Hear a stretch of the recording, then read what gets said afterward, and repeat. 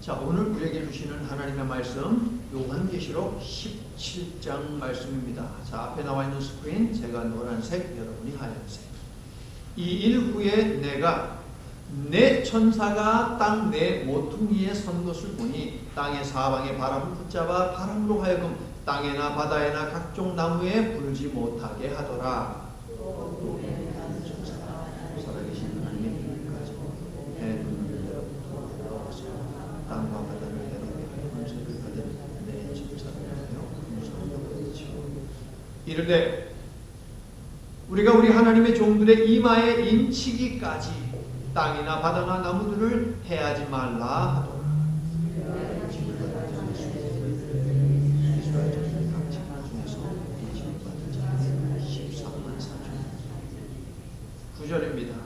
이 일 후에 내가 보니 각 나라와 족속과 백성과 방언에서 아무도 능히 셀 수 없는 큰 무리가 나와 흰옷을 입고 손에 종려 가지를 들고 보좌 앞과 어린 양 앞에 서서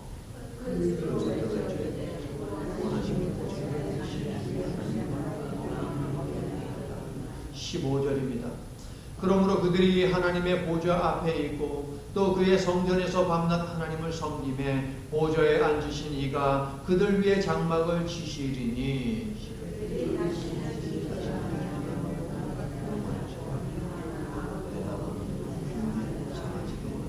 17절은 함께합니다. 이는 보좌 가운데 계신 어린 양이 그들의 목자가 되사 생명수 샘으로 인도하시고 하나님께서 그들의 눈에서 모든 눈물을 씻어주실 것입니다. 이는 살아계신 예수 그리스도의 말씀입니다. 아멘. 자, 이제 곧 봄이 성큼 우리에게 다가올 텐데요. 농부는 씨의 종류에 따라 씨 뿌리는 때를 분명 맞추는 사람입니다. 그렇죠?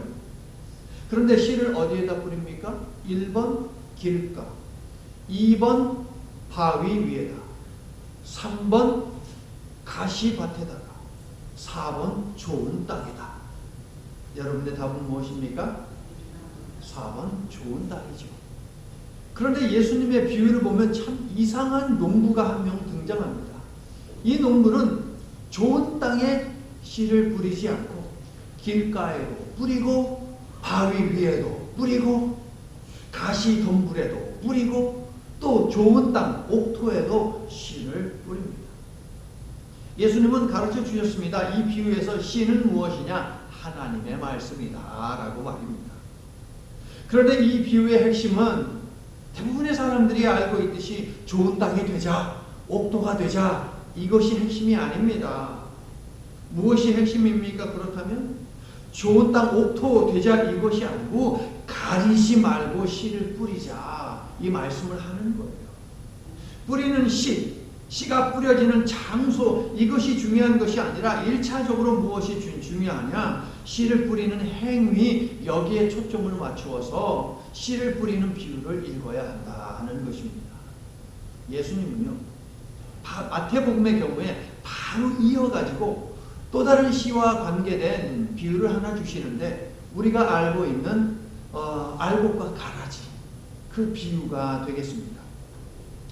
자, 주인이요 농부를 시켜가지고서 밭에다가 좋은 땅이라고 써 있어요. 좋은 밭에다가 좋은 씨라고 나옵니다. 좋은 씨를 뿌렸습니다. 자, 시간이 지나니까 뭐 잘하지 않습니까? 그런데 씨 뿌려놨는데 원수가 와가지고요 거기에다가 원 잡초를 갖다가 가라지를 갖다가 확 뿌려놨네요. 그러니까 그 땅에서 뭐가 나겠어요? 곡식도 나고 그 다음에 가라지도 잡초들도 나고 농부들이 와가지고요 밭을 보니까 심란해요. 뭐가 알곡인지 뭐가 곡식인지 뭐가 가라지인지 구분이 안 가는 거예요. 그래서 주인을 찾아왔습니다. 주인님, 밭에 보니까 곡식도 있고 가라지도 있는데 어떻게 이참에 가라지를 좀 다 뽑아버릴까요? 라고 하니까 주인이 뭐라고 이야기했어요? 아니야, 추수 때까지 기다리자. 추수 때까지 기다려서 그때 가서 가라지를 갖다가 다 솎아내자 라고 합니다. 이유가 뭡니까? 혹시라도 곡식이 뽑힐까봐 라고 그렇게 주인이 이야기하는 것을 기억하시는 거예요. 자, 예수님은 이 비유도 친절하게 설명을 해주시는데 밭은 무엇이냐? 세상이다. 좋은 씨는 천국의 자녀다. 가라지를 뿌린 원수는 누구냐? 사탄 마귀다. 그러면 가라지는 무엇이냐? 악한 자다. 사탄의 자식들이다 라는 것이죠. 추수 때는 무엇이냐? 세상의 끝이다. 추수꾼은 무엇이냐? 천사들이다 라고 이야기를 하세요. 추수꾼이 천사래요. 오늘 본문에 등장하는 천사들은 세상 끝에 심판을 수행하는 바로 추수꾼이다 라는 것을 알 수 있는데, 그날 즉 여호와의 심판의 날이 되면 하나님의 심판을 수행하는 추수꾼 천사들이 악에 대해서 심판을 수행을 하게 됩니다. 그런데 지난주에 7개의 인 가운데 6개의 인이 떨어지고 다양한 심판이 세상에 임한 것을 우리가 확인했습니다. 그렇죠? 하나님의 진노와 재앙이 임하는 심판은 믿는 자들에게도 공포스러운 것 아닙니까, 여러분? 그렇죠? 6째 인 재앙은 무엇입니까? 단지 전쟁이 아닙니다. 단지 내전이 아닙니다. 단지 단지 뭡니까? 세상에 환란이 오는 그런 거 말고 6째 인은 뭡니까? 우주적인 대재앙입니다. 아니, 해가 어두워지고 달이 핏빛으로 바뀌어버리고 하늘의 별들이 떨어지고 그 다음에 섬들이 막 움직이고 땅이 막 이동하고 막 그러는데 그거를 두려워하지 않을 사람이 어디 있습니까? 믿음의 사람들도 두려워하게 되어 있죠. 그러면 이처럼 두려움이 엄습할 때 성도들은 무엇을 해야 합니까? 그 이야기를 오늘 본문에서 해주는 것이, 6째 인재앙이 벌어지면 성도들도 두려워할 테인데, 그러면 성도들은 무엇을 해야 하느냐? 하나님은 세상의 죄와 악인들에 대하여 정확한 공의의 잣대로 심판하고 재앙을 쏟아붓는 분이시지만, 오늘 말씀을 보니까 그 하나님은 그 속에서, 재앙 속에서 자기 자녀들을 보호하시는 아버지다라는 것을 보여주고 있어요. 할렐루야.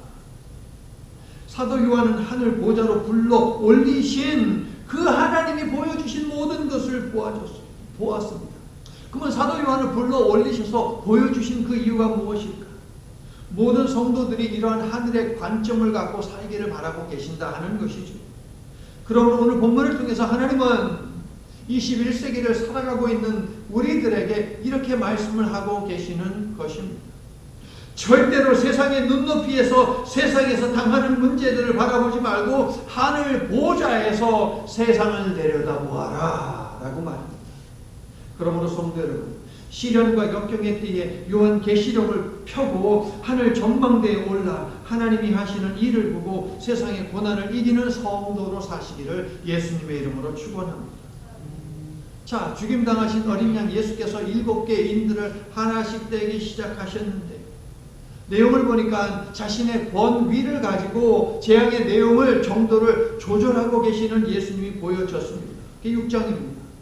자, 4개의 인을 떼시며 각각 다른 재앙을 세상에 뿌리신 어린 양 예수께서 5번째 인을 떼시자 무슨 일이 벌어졌습니까?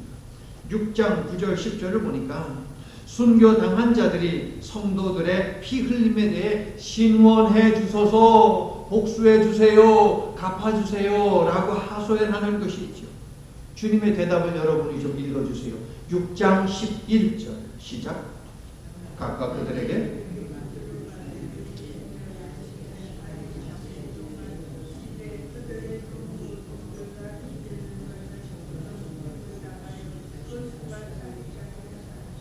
여러분, 재앙 중에도 자기 백성을 챙기시는 하나님의 숨결과 하나님의 손길이 느껴지는 말씀 아닙니까, 여러분? 주님께 탄원하는 자들은 순교당해 죽은 자들이라기보다는 어떤 경우에도 믿음을 저버리지 않고 생활 속에서 순교를 각오하는 사람들이다 라고 이해를 해야 합니다. 아니면 우리 다 죽어야 되는 거예요, 여러분? 그렇지 않잖아요. 사도들 중에 사도 요한은 죽임당하지 않았잖아요. 지금 이 글을 쓰고 있는. 그러니까 죽기를 각오하고 신앙생활을 하는 자들이 지금 하나님 앞에서 하소연하고 있다라는 것으로 이해를 해야 하겠죠. 이들 수가 차기까지라고 했어요. 그럼 몇 명이 차야 하는 거예요? 도대체 몇 명이 되어야 어린 양 예수의 재림과 심판 그리고 어린 양과의 혼인잔치가 있게 되는 것입니까? 오늘 본문이 숫자를 하나 주고 있습니다. 그렇죠? 근데 일단 8장 1절을 보세요. 8장 1절로 한번 넘어가 볼게요. 8장 1절을 보니까 어떻게 시작합니까? 시작. 7째 인을 떼실 때. 자, 여기까지. 그 다음에 내용은 뭐냐면 일곱째 인을 떼니까 일곱 나팔 재앙이 이제 시작된다는 그 내용이거든요. 굉장히 많아요. 또 다른 일곱 가지의 재앙이 시작되는 거예요. 마지막 일곱 번째 나팔을 불면 또 일곱 가지의 또 대접 재앙이 또 시작이 되거든요. 그러니까 이후에는 계속해서 이제 재앙이 막 시작됩니다. 자, 6장까지 여섯째 인을 떼었습니다. 그렇죠. 그런데 일곱째 인을 이제 떼야 되잖아요. 여섯 번째 인을 뗐으니까 일곱째를 떼야 되는데 일곱째는 지금 6장 끝나고 8장에서 지금 시작이 됩니다. 중간에 몇 장이 있어요? 7장이 있잖아요. 그러면 7장을 갑자기 하나님이 왜 주셨느냐라는 것을 우리가 생각을 해보아야 하겠다라는 것이죠. 자, 천지지변이 일어났습니다. 얼마나 두렵습니까, 여러분? 성도들도 깜짝 놀라고 두려워합니다. 이거 나 어떻게 하지 하면서 염려합니다. 근심에 휩싸입니다. 그러한 성도들을 하나님이 위로하기 위해서 그들에게 우리 하나님께서 그들을 위해서 잠시 심판을 갖다가 보류하시고 지연시키시고 지금 7장의 말씀을 끼워서 지금 주고 계신다 하는 것, 우리가 이것을 보아야 합니다. 근데 왜 그렇게 하셨느냐? 네 번째 재앙을 인재앙 주시고 여섯 번째 재앙 사이에 순교자들에 관한 이야기가 있잖아요. 그 이유하고 똑같은 거예요. 믿음의 사람들은 어떻게 될 것이다 라고 하는 것을 알려주기 위해서 하나님께서 7장을 주셨다.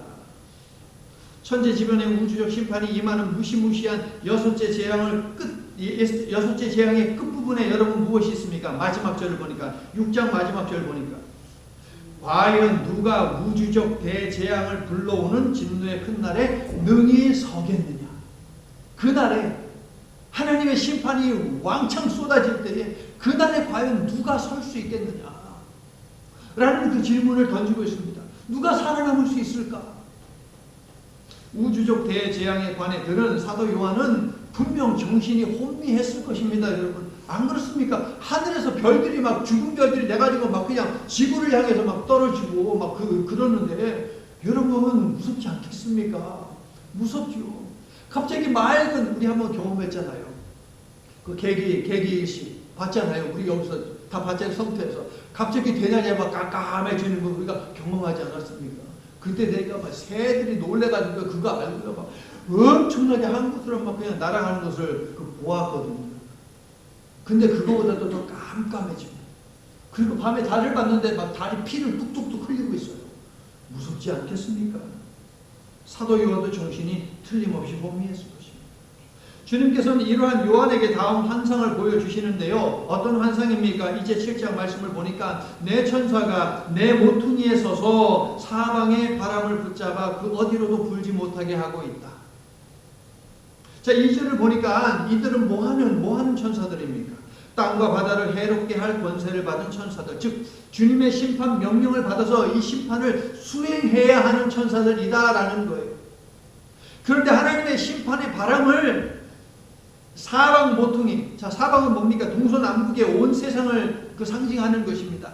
온 세상 끝에서 바람이 불어서 세상 안으로 들어오지 못하게 그것을 지금 홀드하고 있다.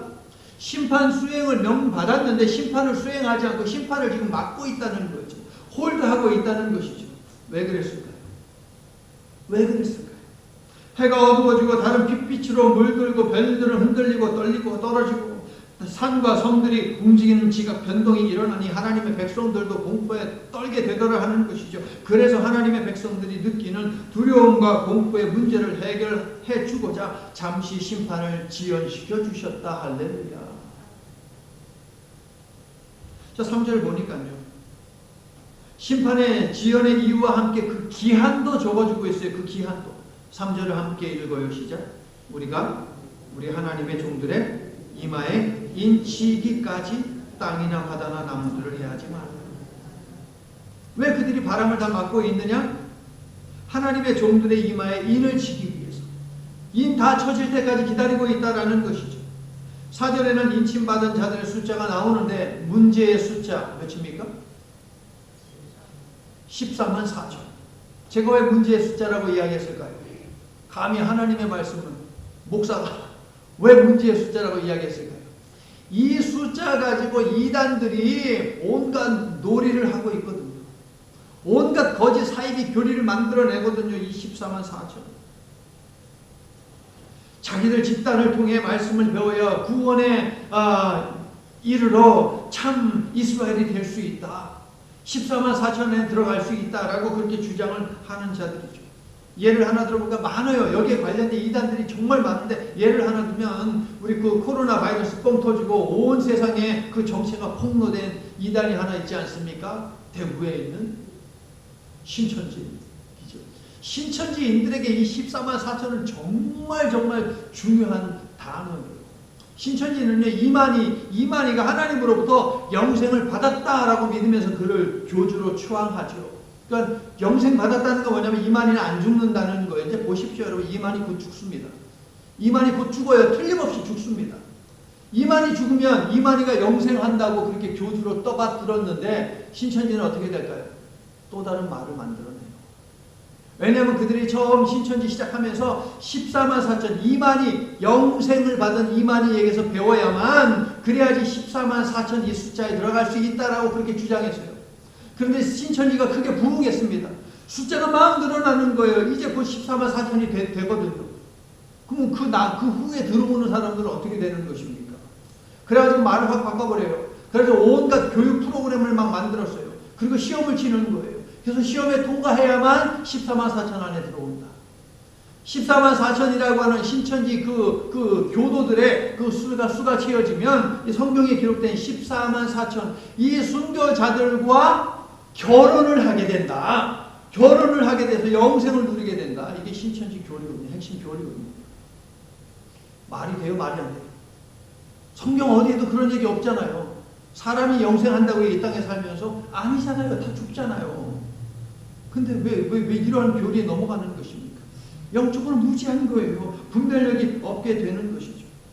자, 여러분 이 노래 아마 아실 거예요. 원숭이 엉덩이는 빨개. 이 노래 아세요? 원숭이 엉덩이는 빨개. 맨 끝에 뭐가 나옵니까? 맨 끝에 뭐가 나와요? 한번 해볼까요? 노래 한번? 원숭이 엉덩이는 빨개. 사과는 맛있어. 바나나는 길어. 기차는 빨로. 비행기는 높아. 세상에 원숭이 엉덩이가 백두산이 되어버렸어요. 이단은 무엇이냐? 끝이 다르다. 단어의 뜻이. 이 이단 끝이 다르다. 처음에는 원숭이로 시작을 했는데 원숭이 엉덩이로 시작을 했는데 뒤에 가니까 웅장하고 거대한 백두산이 되어 있어요. 누가? 교주들이. 그렇게 돼요. 그게 이단이에요, 여러분. 앞으로 이단 생각하면 원숭이 엉덩이 노래하세요. 니네들 원숭이 엉덩이잖아 라고 이렇게 여러분 얘기하세요. 자, 이단들이 얼마나 단편적으로 성경을 보고 있느냐? 구절을 보면 알 수 있어요. 구원의 인침을 받고 하나님의 진노에서 살아남은 자들은 14만 4천 명만 있는 것이 아니라 아무도 능히 셀 수 없을 정도로 많다라고 구절이 이야기하지 않습니까?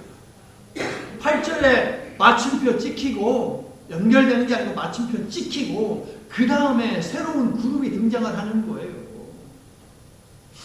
요한은 14만 4천 명에 관해 들었고요. 이건 들은 거예요. 14만 4천 명은 들은 거예요. 분명히 그렇게 나와요. 그 다음에 9절에 나오는 허다한 무리들은 보았어요. 직접 보았습니다. 14절을 보세요. 이 흰 옷은 무엇입니까? 흰 옷을 입고 있는 허다한 무리를 봤는데 이 흰 옷은 무엇입니까? 어린 양의 피로 씻어 하얗게 된 옷입니다. 어린 양의 보혈로 죄 씻음을 받았다는 것이지요. 6장 11절을 보면 흰옷을 주시면서 이렇게 말씀하시죠. 너희처럼 죽임당하는 사람들의 수가 찰 때까지 기다려라. 그런데 그 수가 하나 둘 셋 넷 해가지고 14만 4천 명 끝. 이 숫자가 아니고요, 여러분. 그런 뜻이 아니라고요. 14만 4천 하나 둘 셋 넷 해서 14만 4천 숫자가 채워질 때까지다. 그런 의미가 아니라고요. 5절부터 8절을 보니까 각 지파별로 12,000명의 인침을 받은 사람들이 있다라고 하면서 12지파를 적고 있죠. 그런데 여러분 12지파 잘 보세요. 잘 읽어보면 구약에서 말하는 12지파와 달라요. 다릅니다. 단 지파가 빠져 있어요. 그리고 에브라임 지파가 들어와 있습니다. 여기에 대한 설명이 있는데 중요하지 않으니까 제가 설명을 안 할게요. 14만 4천이라고 하는 그 숫자에 대한 의미도 중요하지 않아요. 그냥 다 제가 설명 안 할게요. 하지만 두 가지만 여러분 기억을 해주세요. 무엇이냐면은 구약 성경에서 12지파를 이야기할 때 가장 먼저 어느 지파가 등장합니까? 야곱의 장자 첫 번째 아들인 르우벤이 등장합니다. 그런데 요한계시록은 어떤 지파를 가장 앞에 두고 있습니까? 유다 지파를 앞에 두고 있잖아요. 그러니까 육적인 혈연에 따른 그 순서가 중요한 것이 아니고 영적인 순서가 더 중요하다라고 하는 것을 이야기를 하고 있는 거예요. 이것을 우리가 기억을 해야 합니다. 두 번째로 12지파의 이름이 적혀 있다 해서 14만 4천 명에 해당하는 사람들은 유대인들이다 라고 이야기하는 것도 여러분 그렇게 이야기하면 안 돼요. 단정할 수 없습니다. 이스라엘 지파 중에서 인침받은 숫자로 14만 4천 명이 소개가 되는데 이것은 무엇이냐? 구약의 이스라엘에게 약속하신 영적인 유산, 영적인 축복을 이어가는 사람들, 그 사람들의 수가 바로 14만 4천이다 라는 그런 의미. 완전한 공동체 거든요. 14만 4천이라고 하는 것은 12 곱하기 12 구약과 신약 뭐 그렇게 설명을 합니다. 그렇게 이야기하고 여러분 뭐 10부장, 100부장, 1000부장까지 있잖아요. 1000부장. 가장 큰 숫자 단위예요. 10,000부장은 없잖아요. 가장 큰 숫자 단위예요. 그 1000을 곱해가지고서 그렇게 나온 숫자 일리가 있어요. 그런데 중요하지 않아요. 허다합니다. 중요한 것은 무엇입니까? 그렇다면 중요한 것은 뭐예요? 숫자가 아닙니다. 뭐 지파가 어쩌고 저쩌고 그것도 아닙니다. 중요한 것은 무엇이에요? 인침을 받는 거예요. 이게 중요한 것입니다. 두 개의 숫자 속에 그러니까 14만 4천 그리고 셀 수 없이 허다하다라고 하는 그 숫자 거기에 담으신 하나님의 마음을 읽는 것 이것이 중요한데 이런 거예요. 내 백성의 운명은 내가 책임지기 때문에 그들은 결코 망하지 않고 반드시 승리한다 믿습니까? 이 음성을 들을 수 있어요. 조그만 사건에도 낙담하고 하나님 없는 자처럼 안달하며 휘청거리는 우리임을 아시기에 우리 하나님께서는 재앙을 멈추시고 7장을 주셨다는 거예요. 여러분 이러한 섬세한 하나님의 사랑을 보시기 바랍니다. 그러므로 눈앞에 불안한 환경이 펼쳐질 때 흉흉한 소리가 들릴 때 쉽게 좌절하지 마시고 여러분 하늘 전망대에 오르자고요. 여러분. 요한계시록을 펼쳐들고 하늘 전망대에 올라서 하나님이 어떠한 분이신지를 알고 느끼고 그 하나님 붙들고 이겨내는 저와 여러분이 될 수 있기를 예수님의 이름으로 축원합니다. 하나님이 여러분 붙들고 있거든요. 하나님의 종들의 이마에 인친다라고 하시는데 자 인친다라고 하는 것은 쉽게 도장 찍는다 이 말이에요. 여러분. 그러므로 하나님의 인침은 무엇이냐? 하나님의 자기 소유권을 확정하는 거예요. 너 내 거야. 이게 바로 인치는 거예요. 첫 번째. 너 내 거야 라는 거예요. 자, 하나님이 내 거야 라고 했으니까 우리를 지키시겠지요. 우리를 보호하시겠지요. 그러므로 두 번째 인친다는 의미는 무엇이냐? 첫 번째는 너 내 거야 라고 소유권을 확정해 주시는 것이고 두 번째는 보호하고 지키신다고 약속하시는 거예요. 여러분. 이게 인친다는 두 번째 의미. 또 세 번째는 무엇입니까? 최후의 심판 대상이 아니다 하는 거예요. 내가 내 거라고 찍었는데 이렇게 찜해놨는데 최후의 심판대에서 심판하신다고요? 아니라는 것을 입증해 주는 표지입니다. 죄에 노예된 우리를 자기 아들의 핏값으로 사시고 이게 속량이죠. 소유권 표식을 해주시고 그 표식 그 인을 보시고 고난과 재앙 심판으로부터 보호해 주시니 여러분 얼마나 큰 은혜입니까? 여러분 동의하시죠? 사탄도 그런데 자기 소유권을 표시합니다. 그래서 사탄의 추종자들에게 사탄도 자기의 표식을 갖다가 꽝 하고 도장을 찍어요. 그것이 무엇이에요? 짐승의 표? 육룡. 짐승의 표 666. 그럼 여기서 이제 고급 질문 하나 들어갑니다. 사탄이 찍는 짐승의 표라고 하는 것은 666인데 그러면 하나님이 너 내 거야. 내가 너 내 거니까 너 보호해 줄게. 최후의 심판대에서 너는 심판받지 않고 구원의 자리로 갈 거야. 라고 약속해 주시는 그 표는 무엇일까요? 사탄은 666, 하나님의 인은 뭡니까? 딱 찍으면 나오는 게 어린 양의 이름 그리고 하나님의 이름. 14장 1절을 보시면 거기에 나와요. 하나님께서 인을 찍으시는데 14장 1절을 보니까 어린 양의 이름과 아버지의 이름을 새기신다. 그러면 어린 양의 이름이 무엇이에요? 어린 양의 이름이 무엇이에요, 여러분? 예수. 하나님의 이름은 뭐예요? 여호와 혹은 야훼. 그러니까 666이 있으면 우리에게 무엇이 있는 거예요? 예수, 야훼가 있는 거예요. 괜히 또 오늘 말씀 듣고 목사님이 얘기했다고 그냥 어디 문신하러 가가지고 여기다 예수, 여기다 야훼 이렇게 찍으려고 하시는 분 안 계시겠죠, 여러분? 그러지 마세요. 왜냐하면 우리는 이미 받았어요. 우리는 이미 인침을 받은 사람들이에요, 여러분. 맞죠? 자, 그러다면 이 인을 받은 것, 아무리 이마를 갖다가 거울을 아무리 보고 세수하고 보고 샤워하고 보고 아무리 봐도 여기에 예수, 야훼라고 안 써있는데 인 받은 것을 우리가 어떻게 알 수 있을까요? 하나님의 인을 받은 사람들은 예수의 이름, 하나님의 이름을 의지하면서 살더라라는 거예요. 쉽게 보여지는 것이 무엇입니까? 기도할 때 뭘로 시작해요? 기도할 때 뭘로 시작해요, 여러분? 하나님 하고 시작하잖아요. 기도 끝날 때 어떻게 맞춰요?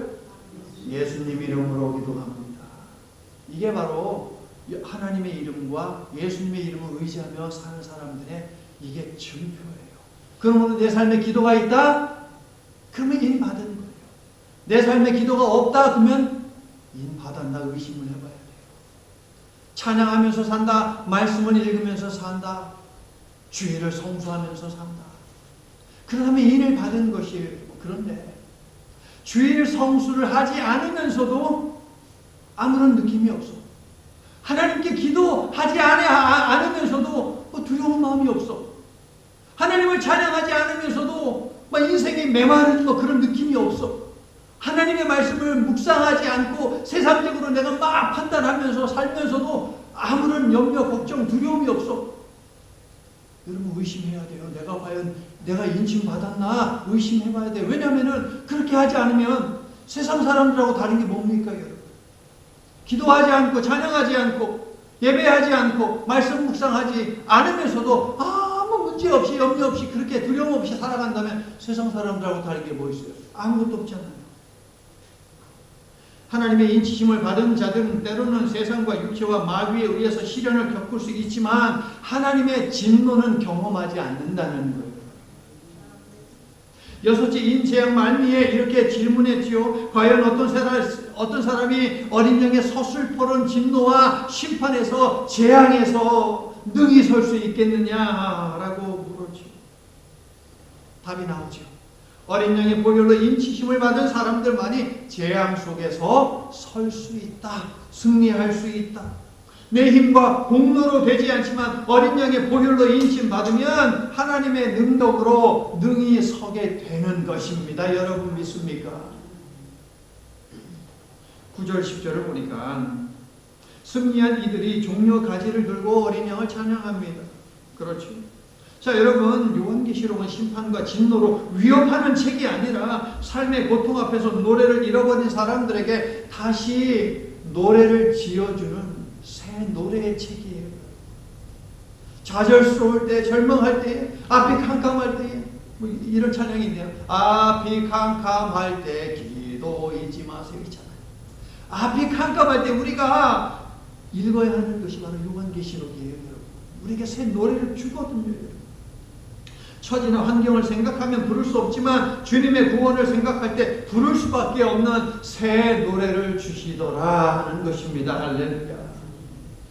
하나님이 이들을 위해 무엇을 하시는지, 자 이제 15, 16, 17절을 보세요. 이러한 사람들을 위해서 하나님이 하시는 일, 하나님께서 그들 위해 무엇을 치신다? 장막을 치신다. 그리고 그들이 다시는 줄이지도 않게 하시고 목마르지도 않게 하시고 몸이 다치거나 상하지 않게 하십니다. 믿습니까? 어린 양 예수께서 우리의 눈에서 모든 눈물을 씻어 주심을 믿으시기를 축원합니다. 이것이 바로 오늘 본문이 우리에게 주는 소망이에요. 여러분. 자, 우리 위에 장막을 치신다라고 했어요. 장막은 무엇입니까? 장막의 또 다른 말이 뭡니까? 초막이죠. 그렇죠. 장막은 텐트입니다. 텐트. 텐트는 초막입니다. 또 다른 말은 텐트. 그런데 여러분, 이스라엘의 7대 7가지 절기가 있습니다. 7가지 절기 가운데 종려나무 가지를 흔들며 환호하는 절기는 무슨 절기일까요? 초막절. 이미 앞에서 다 얘기했잖아요. 초막을 얘기했잖아요. 초막절입니다. 자, 그러면 초막절. 초막절은 어떤 절기입니까? 뭐 하는 절기예요, 초막절은? 초막을 치는 절기이겠죠. 그렇죠. 초막을 왜 쳐요? 초막을 이스라엘의 조상들이 쳤지요. 어디에서? 광야에서. 이집트에서 탈출해가지고 광야에서 초막을 치고 살지 않았습니까? 그 광야에 오아시스도 없어. 먹을 거 구하려니 먹을 것도 없어요. 그런데 거기서 몇 년을 살았어요? 어떻게 살았대요? 하나님이 먹을 거 주셨어. 하나님이 마실 거 주셨어요. 적들이 쳐들어오면 하나님이 다 막아주셨어요. 사나운 들짐승으로부터, 추위로부터, 더위로부터, 구름기둥, 불기둥 보내셔서 하나님이 다 막아주셨어요. 믿습니까? 그게 바로 초막절이에요. 그것을 기억하는 거예요. 온갖 외로움과 공포와 실질적인 침입과 공격에 휩싸여 있었지만, 실질적으로 그랬지만 이스라엘 하나님의 백성들은 멀쩡했다 라는 그것을 알려주고 있는 것이 바로 초막절입니다. 자, 이집트 왕 바로가 이스라엘 백성들을 한 번에 보냈습니까? 안 보냈습니까? 안 보냈죠. 그때마다 무엇이 임했어요? 재앙이 임했죠. 몇 가지? 10가지. 그럼 여기서 질문. 10가지 재앙이 임할 때, 이집트를 그냥 확 덮어버릴 때에 이스라엘 백성들에게는 이 재앙이 임하지 않았어요? 임했어요? 1번 임했다, 2번 임하지 않았다? 3번 제가 드려야 돼. 3번. 임할 때도 있었고 임하지 않을 때도 있었다. 답은 몇 번? 3번. 임할 때도 있었어요. 대재앙이 이집트 전역을 덮을 때에, 그때에 하나님의 백성들도 이집트의 강이 피로 완전히 물들어버리니 먹는 물에 이상이 생겼습니다. 그 다음에 개구리가 막 그냥 집을 갖다가 막 들이닥치고 할 때 이스라엘 백성들도 고통당했습니다. 이가 막 득실득실 그냥 막 사람의 몸에 달라붙고 이불에 그냥 달라붙고 옷에 달라붙고 이스라엘도 고통당했습니다. 근데 그 다음부터 벌어지는 것들을 보면 이스라엘 백성들은 그 재앙에서 면하게 하시는 것을 보게 되고, 무슨 이야기냐? 하나님께서 심판을 위한 재앙을 내리실 때 성도들도 그 공포의 시간을 통과하게 된다 하는 거예요. 최후의 심판도 마찬가지다라는 것입니다. 하나님께서 최후의 심판을 주실 때에 성도들도 그것을 함께 겪을 때가 있다라는 거예요. 그런 재앙들도 있다라는 것입니다. 그러나 이스라엘 백성들이 10가지 재앙 중에도 안전히 보호받았듯이, 특히 장대로 태어난 모든 생명이 하나님의 심판받아서 다 죽어나갈 때에 그 엄중한 심판 속에서 하나님께서 자기 백성들을 보호하셨듯이 최후의 심판 때에 하나님은 진노 속에서 자신의 백성들을 보호하시더라라고 하는 것인데, 이 본문의 약속을 믿으시면 아멘합시다. 아멘. 그러므로 여러분, 코로나 바이러스라고 하는 대재앙이 이 지구를 갖다가 확 덮었지만, 그래서 크리스찬들도 여기에 영향받아서 죽은 사람들도 있고 비즈니스 하는 사람들은 어려움 겪고 있지만, 그 가운데에서도 하나님은 하나님의 백성들을 지키신다, 안 지키신다? 지키신다라는 거예요. 이 사실을 보시고 믿으시기를 바랍니다. 자, 여러분, 하나님의 백성들은 재앙으로 인한 고난의 때에 단순히 하나님이 지정해 놓으신 대피소에 안전하게 머물며 거기에서 보호받는 것이 아니라 그렇게 소극적인 사람들이 아닙니다. 오히려 전쟁을 진두시 위하시는 용사이신 하나님의 전투를 수행하는 강력한 용사들이 되어야 한다는 것입니다. 당연히 이긴 싸움을 싸우는 것입니다. 너희가 세상에서 환난을 당하나 담대하라. 내가 세상을 이길 것이다. 이기었노라. 이미 이긴 싸움이라는 거예요.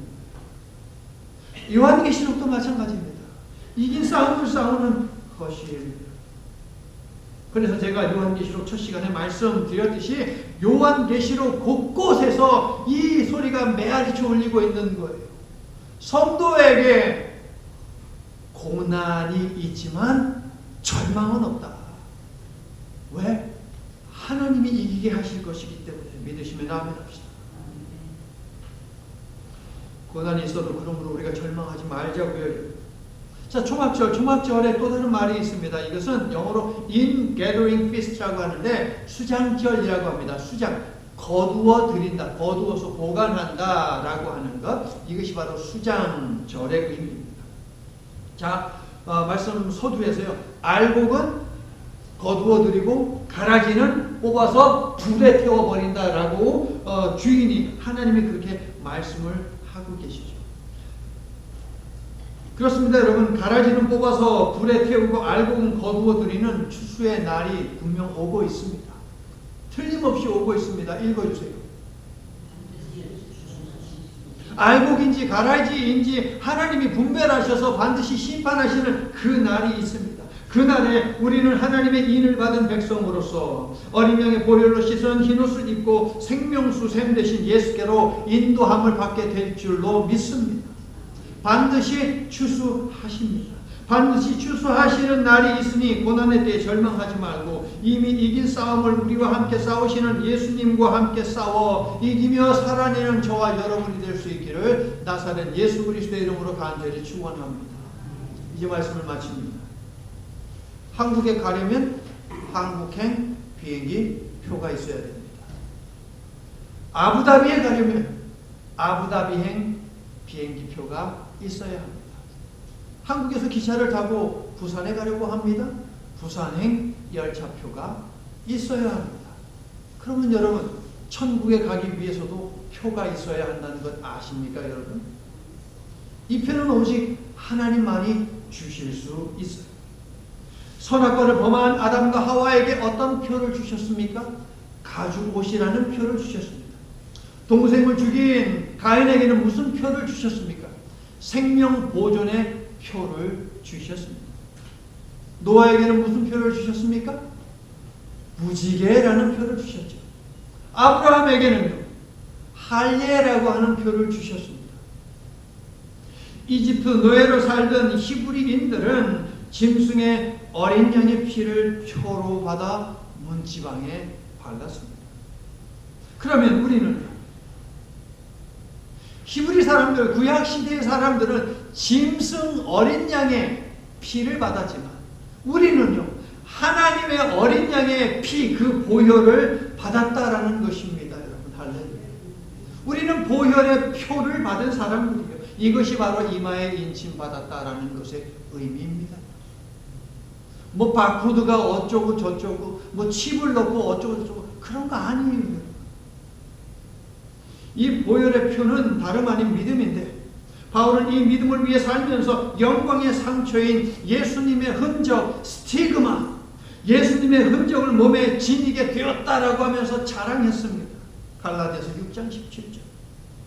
오늘 본문은 이 흔적의 인을 아주 잘 보이도록 어디에 인쳐주셨다라고 말합니까? 어디에? 그 의미가 있는 거예요.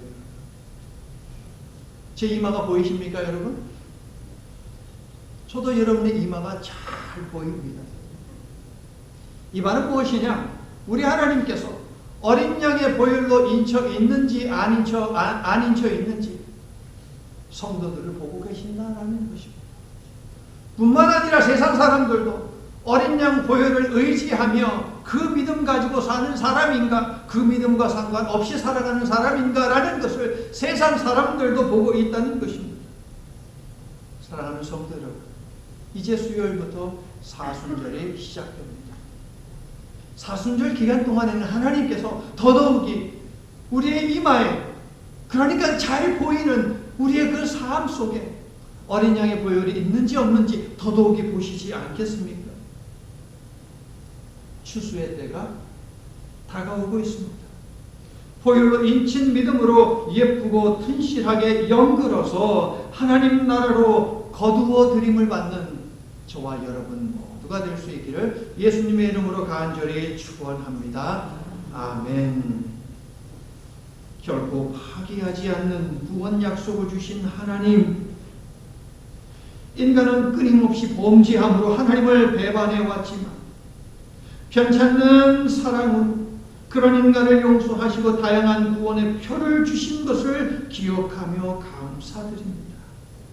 그리고 신약 시대를 여시고 최종적으로 외아들 예수님을 시간과 공간을 초월한 유일한 구원의 표로 주셨는데 오늘 말씀을 통해 이 사실을 다시 한번 새기게 하시니 감사합니다. 이제 심판의 날이 되면, 추수의 그날이 되면 하나님께서 예수님의 보혈로 인침받은 사람들을 찾아 그들을 생명수 샘이 있는 곳으로 인도하실 것임을 저희들 믿습니다.